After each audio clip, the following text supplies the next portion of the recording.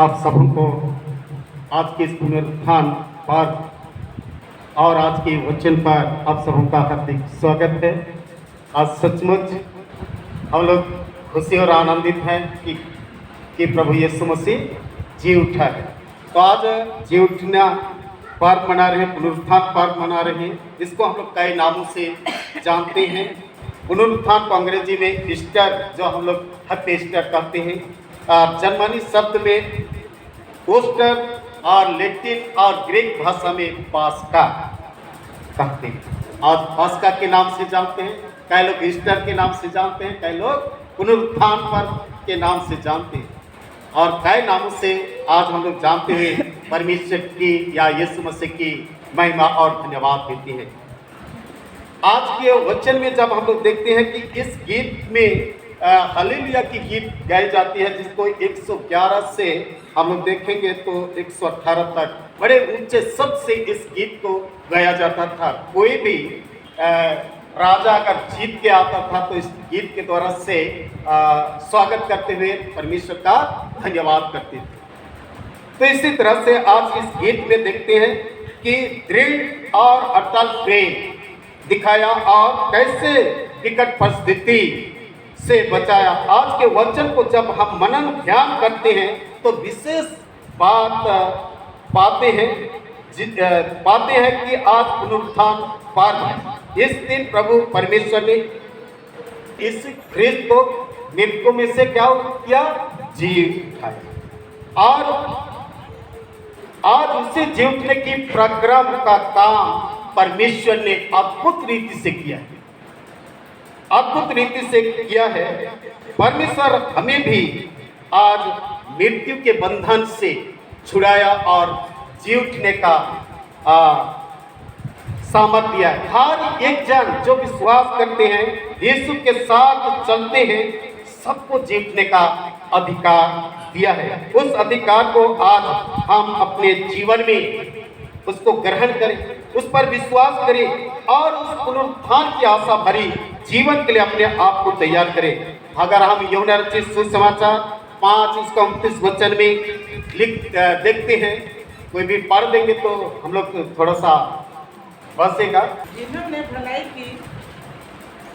की है वे जीवन के पुनरुत्थान के लिए जी उठेंगे और जिन्होंने बुराई की है वे दंड के पुनरुत्थान के लिए जी उठेंगे। Thank you. क्या लिखा है? जो भलाई की वह किसके लिए जी उठेंगे?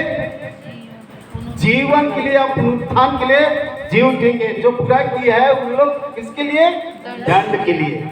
याद रखना, आज भलाई काम करने वाले लोग ही जीवन का पुनरुत्थान पाएंगे। पुनरुत्थान दोनों का, तभी भी मैं बोला था कि पुनरुत्थान दोनों का है, मतलब जी उठना दोनों का है। बुरे काम करने वाले लोग भी जी उठेंगे और भलाई काम करने वाले। लेकिन यहाँ पर कहा गया है कि जो भलाई काम करता है जीवन के पुनरुत्थान के लिए जी उठेंगे और जो बुराई काम करता है दंड के लिए जी उठेंगे। तो यही चीज को आज हमें समझना है। अगर हम इस चीज को समझ जाएंगे तो अपने जीवन को हम भलाई की ओर ले सकते हैं। आज प्रभु यीशु मसीह का जी उठना पर्व को बड़ी धूमधाम से तो मना रहे हैं, लेकिन आज यही चीज हमारे जीवन में भलाई दिखाई नहीं देता है। आज हम जितना भी आज देखते हैं तो बुरा ही नजर आता है। हमारा चाल भी बुरा आता है, हमारे बोली वचन भी बुरा, हमारा पर्व मनाना भी बुरा दिखाई देता है। इसलिए एक जगह पर आमोस नबी की किताब में लिखा है, तुम्हारा पर्व मनाने से मैं प्रसन्न नहीं। क्यों प्रसन्न नहीं होता है, इसको अपने आप में समझ सकती हैं। क्योंकि आज हम पर्व मनाते हैं तो शारीरिक मनोरंजन या शारीरिक आनंद केवल मनाते हैं, आत्मिक रूप से उसको गहरे तक नहीं चलते। अगर हम आत्मिक रूप से गहरे तक जाएंगे तो आज सचमुच में हमारे लिए एक आनंद का विषय है। इसलिए आज यहाँ पर पहला में कहा है, क्योंकि यहोवा ने पराक्रम का काम किया है। यहोवा ने क्या काम किया है? पराक्रम का काम किया है। दाऊद राजा ने परमेश्वर पिता को धन्यवाद दिया क्योंकि वह शत्रु के हाथों से नष्ट होने से बचाया। यहाँ पर दाऊद राजा जब जब लड़ाई के क्षेत्र में गया तो परमेश्वर उसको उन शत्रुओं के हाथों से बचाया, सभी शत्रु को नाश करके एक चरवाही को संपूर्ण फिलिस्तीन देश का राजा बनाया। सो आज हमारा प्रभु यीशु मसीह भी आज संपूर्ण मनुष्य जाति का क्या है? राजा। आज संपूर्ण मनुष्य जाति का राजा बन गया। वह विद्रोह को मार डाला। सो वह मृत्यु के वश में नहीं रहा, परंतु सामर्थ के साथ जी उठा है। यहाँ पर हम लोग देख रहे हैं कि फलसुफ कुरान के दिन में विद्रोह लोग, उसके विरोधी लोग कितना जोर से हल्ला के साथ, जोर के साथ आवाज देकर चिल्लाने लगे कि इसको क्रूस मृत्यु दिया जाए। इतना जोर के साथ आवाज गूंजी होगी, पूरा यरूशलेम शहर में आवाज गूंजी होगी। आज यरूशलेम में केवल नहीं, संपूर्ण मनुष्य जाति के पास ये आवाज पहुंची होगी कि यीशु मसीह को क्रूस मृत्यु दिया जाए। लेकिन आज वो विद्रोह को परमेश्वर ने मार डाला, उन शक्तियों को मार डाला, उन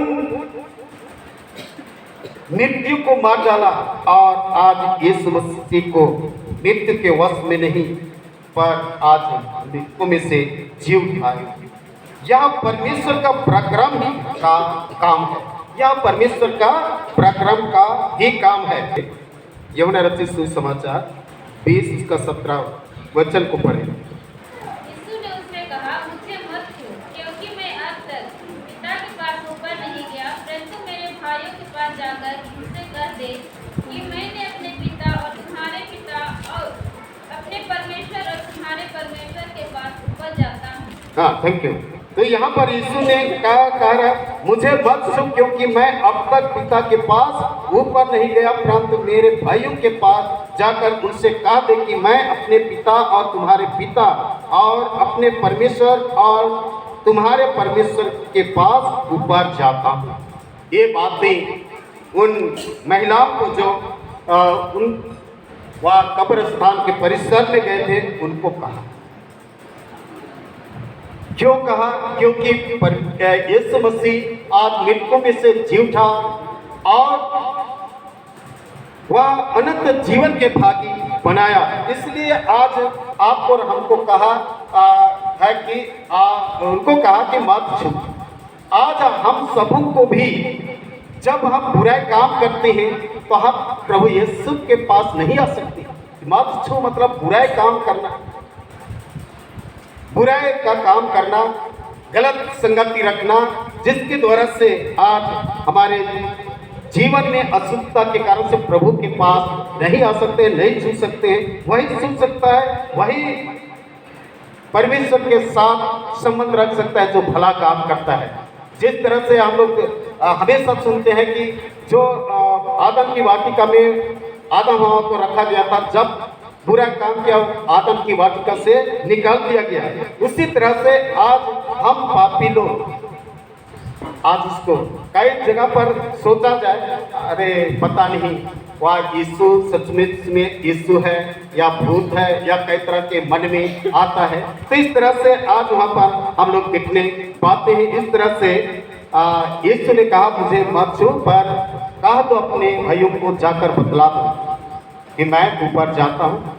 यहाँ पर ऊपर जाता हूँ मतलब स्वर्ग को जाऊँगा, फिर से मैं एक शहर भेजूँगा। ये बातों को यहाँ पर कहा गया है। इसलिए हमें आनंदित और मगन होना है। आज इसलिए आनंदित और मगन होना है कि प्रभु यीशु मसीह जी उठा है। दूसरा में हम लोग देखते हैं क्योंकि यीशु ने हमारे लिए स्वर्ग का द्वार खोला है। आज यीशु मसीह मृत्यु में से जी उठकर स्वर्ग का द्वार खोल दिया है। और यीशु जब जगत में था बहुत सारे शब्द को कहा, जीवन की रोटी मैं हूँ, जगत का ज्योति मैं हूँ, भेड़ों का द्वार मैं हूँ। आज इस भेड़ों का द्वार आपके लिए मेरे लिए आज द्वार खोल दिया, सारे जगत के लोगों के लिए द्वार खोल दिया। आज के गीत में राजा ने आदेश दिया है कि द्वार खोलो कि मैं उसमें प्रवेश करके पिता का धन्यवाद करूं। ये राजा दाऊद जब जीत के आता है और यरूशलेम के दरवाजा को खोलो कि मैं वहां पर प्रवेश करके पिता का धन्यवाद करूंगा, एक पद 9:21 में लिखा गया है। वह मंदिर का द्वार खोलने का आदेश दिया। आज यीशु ख्रिस्त को परमेश्वर ने मृत्यु में से जिलाया, इसी के साथ हमारे लिए स्वर्ग का द्वार खुल गया। जो बंद थी, मनुष्य जाति के पाप के कारण बंद थी, उसको यीशु मसीह खोल दिया। आज हर एक लोग उस द्वार में प्रवेश कर सकते। जो कोई आज उस मार्ग में, जिसको प्रभु यीशु मसीह ने क्या कहा, मार्ग सत्य जीवन, उस मार्ग में चलेंगे तब उस द्वार में प्रवेश करेंगे। और ऐसे बिना प्रस्ताव किए हम प्रवेश नहीं कर सकते। हम लोग भला शुक्रवार के दिन में भी सुन रहे थे कि 2 डाकुओं के विषय, जो प्रस्ताव किया उसको क्या कहा, आज ही मेरे साथ स्वर्गलोक में होगा। और एक बाईं ओर का डाकू कुछ नहीं किया, प्रस्ताव भी नहीं किया, मन नहीं फिराया, नहीं। आज हम लोग गिरजा विनती कर रहे हैं, हम लोग बाइबल पढ़ रहे हैं, वचन सुन रहे हैं, लेकिन अपने मनों को प्रस्ताव करके नहीं लाते। आज अपने आप को तैयार नहीं कर रहे, वचन सुन तो रहे, प्रार्थना भी कर रहे, लेकिन अपने चाल और चलन को नहीं सुधार। प्यारो, आज हमें इतना ही करने से केवल नहीं होगा। आज हमें अपने आप को परमेश्वर के हाथों में समर्पित करना होगा, क्योंकि बाइबल हमें कहता है परमेश्वर के अधीन हो जाओ तो शैतान भाग निकले। हम परमेश्वर के अधीन होना नहीं चाहते। परमेश्वर के अधीन होंगे तभी शैतान भाग निकलेगा और हम ताकतवर बनेंगे और जयवंत पाएंगे। इसलिए यहाँ पर कहा कि परमेश्वर ने मृतकों में से जिलाए, इसी के साथ हमारे लिए स्वर्ग का द्वार खुल गया। मनुष्य जाति के पाप के कारण बंद था। यीशु ख्रिस्त के दुख और मृत्यु का सामना करते हुए और जीव कर खोल दिया। आयुब की पुस्तक में देखें तो वहाँ पर हम लोग पाते हैं, आयुब 19 उसका 25 उसका 26 वचन में आयुब क्या कहता है, मुझे तो निश्चय है कि मेरा छुड़ाने वाला जीवित है। आज ये ठान लेना है कि मेरा छुड़ाने वाला क्या है, जीवित है। क्या आयुब दुख भरी जीवन में भी आज परमेश्वर को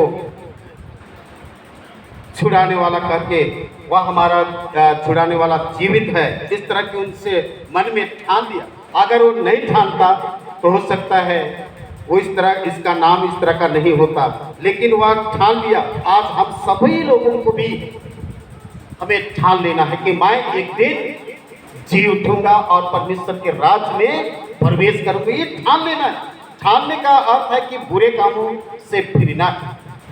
ठान लेना है, किसी भी काम को हम लोग ठान लेते हैं कि ऐसा करेंगे तभी होगा, पता नहीं होगा नहीं होगा, तो ऐसा में पता नहीं बोलने से वो हमारे मन में दुविधा है। लेकिन जैसा यहाँ आयुब कहा, मुझे तो निश्चय है कि मेरा छुड़ाने वाला जीवित है और वह अंत में पृथ्वी पर खड़ा होगा।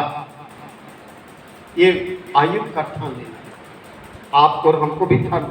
26 में कहता है, और अपनी खाल के इस प्रकार नाश हो जाने के बाद भी मैं शरीर में होकर परमेश्वर का दर्शन पाऊंगा। उसके शरीर में हम लोग देखते हैं कि घाव से भरा हुआ खाल उसका उखड़ रहा था, चमड़ा उसका छिला जा रहा, नष्ट हो जाने पर था, लेकिन कहता है कि वह अंत में पृथ्वी पर खड़ा होगा। मैं परमेश्वर का दर्शन पाऊंगा। मेरा चमड़ा झड़ जाए या गल जाए उससे कोई मतलब नहीं, लेकिन मैं एक दिन परमेश्वर का दर्शन करूंगा।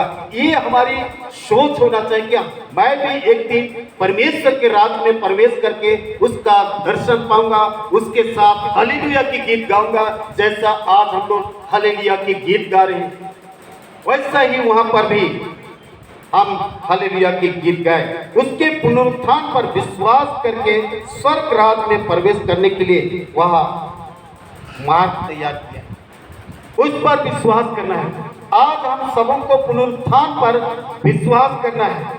पता नहीं, बोलने से तो पता ही नहीं, लेकिन अगर हम पुनरुत्थान पर विश्वास करते हैं तो निश्चय ही हम उसके द्वार में प्रवेश करेंगे। ये पता नहीं बोलने से ही हमारा जीवन अधूरा है। अगर हम सचमुच में हम स्वर्ग राज में प्रवेश करेंगे, ऐसा बोलने से हम निश्चय ही प्रवेश करेंगे। उसके लिए तो मेहनत करना, कोई भी चीज को प्राप्त करने के लिए मेहनत करना पड़ता है, अच्छा काम करना पड़ता है।